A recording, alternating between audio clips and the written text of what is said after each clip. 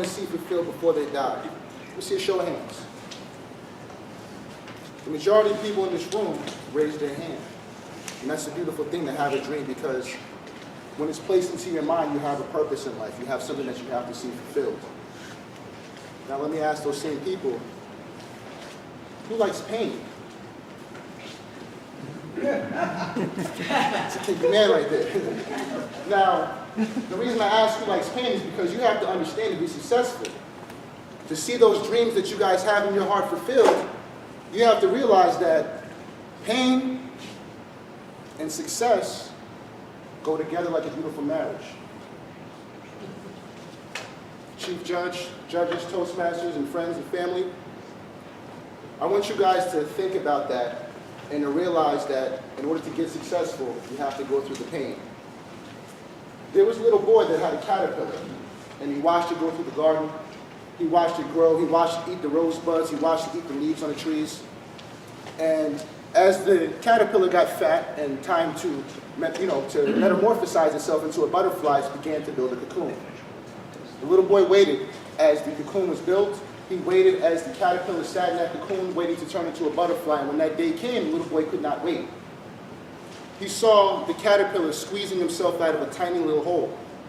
A hole impossible for that large fat body to fit through that little small hole. He decided he wanted to help the caterpillar, so he went into a house and he grabbed a pair of scissors. He cuts the cocoon open so that the caterpillar could come out. Now, the caterpillar came out similar to the way he went in. His body was fat and engorged from everything that he was eating, but his wings were weak. They wouldn't be able to hold that weight of the body and make him fly.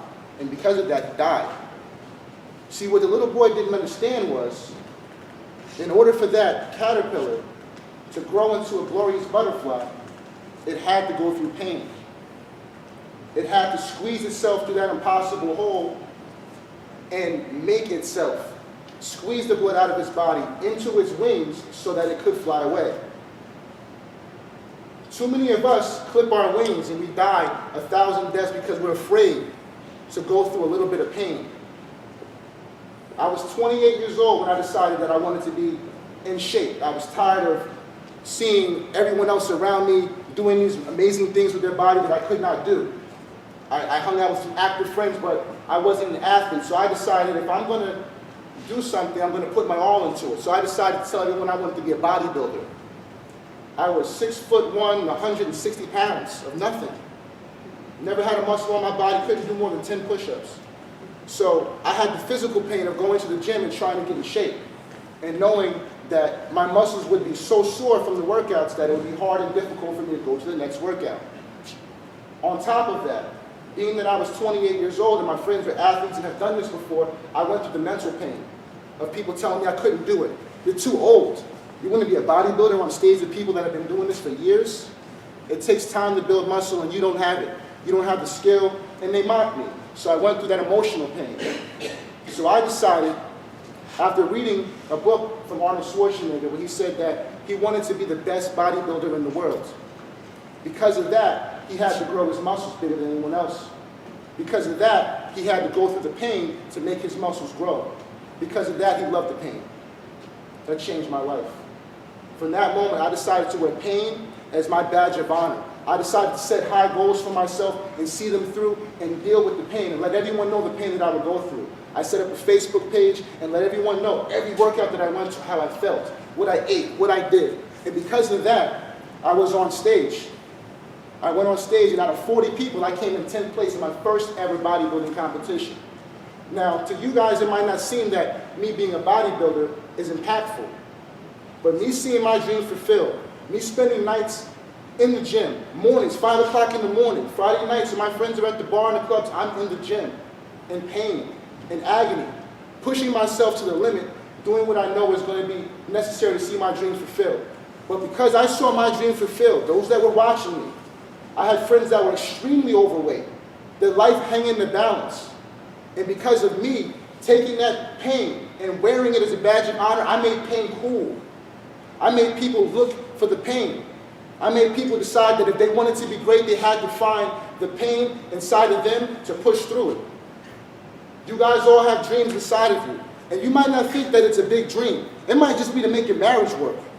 But I tell you what, me being married for 6 years, me being in the same relationship for 10 years has kept countless marriages together. Because of me being the example. Because me going through a little bit of pain, my wife's going for 2 weeks on vacation, it's painful, I'm lonely. I'm going to deal with it. Because me and my wife argue about finances, I'm going to stick it through. Me and my wife argue about the children, we're going to stick it through, we're going to deal with the pain to be an example. I didn't grow up in a home with 2 parents. So because of that, my dream of being a good husband, I have to go through the pain to make it happen. So don't think your dream is too small. There's kids in the projects that look at the people on all the arenas around the world, all the athletes, and because of them, they're not doing drugs. Because of them, they're not committing crimes. Because of them, they see themselves as something more valuable. So I want you guys to look for the pain. Don't be afraid to find some pain. There was Gail Beavers. She wanted to be in the Olympics, and she knew she was going to be a gold medalist. But she came up with a disease that was similar to cancer in the sense that you had to get radiation to survive it. She had to take beta blockers to keep her alive, to keep her feet from swelling and her muscles from atrophying, so that she could be alive, just alive as a human. And you know what she did? She refused those beta blockers. She almost died. Not so she could walk again, so she could run in the Olympics and win a gold medal. And she won multiple gold medals. And she still lives with that disease to this day. But she went through that pain. She took the sacrifice no one else took to make sure that her dream was fulfilled. How many little girls do you know that wanted to be a runner because of her? Think about this, guys. Do not let your dreams go to bed, because you will die 1,000 deaths. You will die 1,000 deaths. If you want to live forever, see your dream fulfilled, because it will live in the hearts and minds of the people that see you. God bless you all. Madam Toastmaster. Please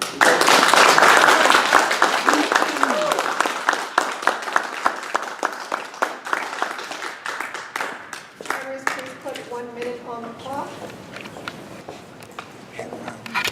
First, there were no disqualifications in either contest. For Area 14, second place, Mike Patera.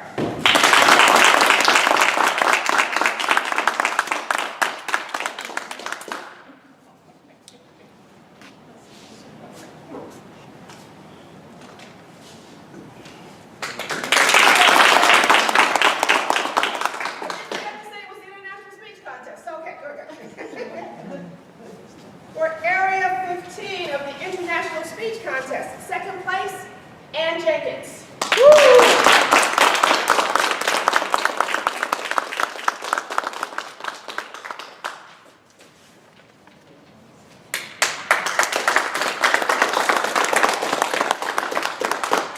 First place, Joe Lovell.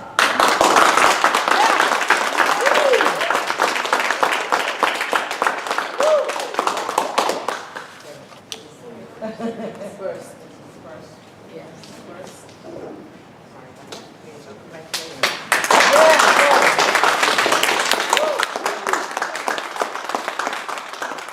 For Area 16, our first place winner is Adriana Drew.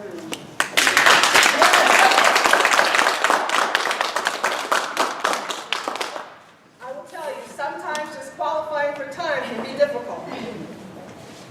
Congratulations, Adrian. Excuse me. You missed Area 14 first place? Yeah. You did second, but you didn't do first. Oh, I'm sorry. I flipped the page. I guess, oh my goodness. I guess I'll have to give that person 2 first place trophies one day. Aliana Reyes.